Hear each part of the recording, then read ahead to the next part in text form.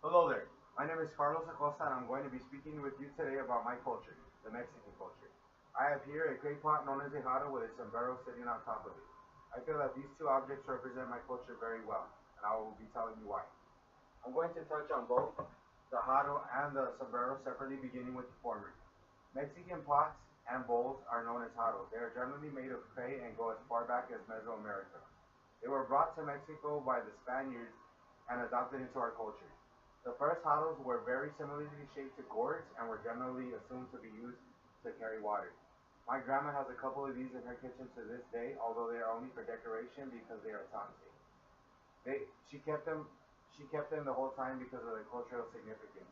I've seen plenty of documentaries where old paintings on Mexican culture had this type of clay pottery in it. I believe they are so significant to my culture because the Mexican people have always been a poor people, and clay is basically just mud. So it was showing how we used what very little we had, and we have been very resourceful with it. These jarros are a perfect example of that. Second, I'm going to talk about the sombreros. When a person thinks of a Mexican, the image is usually associated with a special wide brimmed hat. I happen to have a love hate relationship with this particular type of hat. When I was young, I always hated them. I thought they were very ugly and very stereotypical. The, I felt like wearing one would even further that stereotype, so I didn't like being around them at all. One day, my grandpa pulled me aside and told me how his grandpa used to wear one when he worked on a ranch in Chihuahua when he was young. He told me that it wasn't a statement at all, but instead it was a tool just as important as the hoe and the basket he carried. He said it was how his grandfather kept the sun from his eyes and that it even deflected the rain from his face too when he had to work in harsh conditions.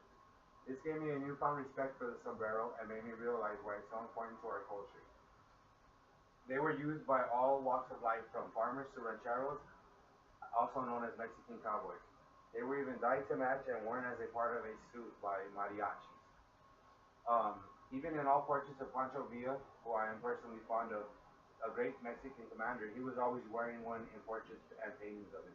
To sum it all up, I just really feel that this little pot and hat really represents the Mexican culture and the pride in the Mexican people. I personally love my rich culture and heritage, and I'm glad to have been able to share this with you tonight.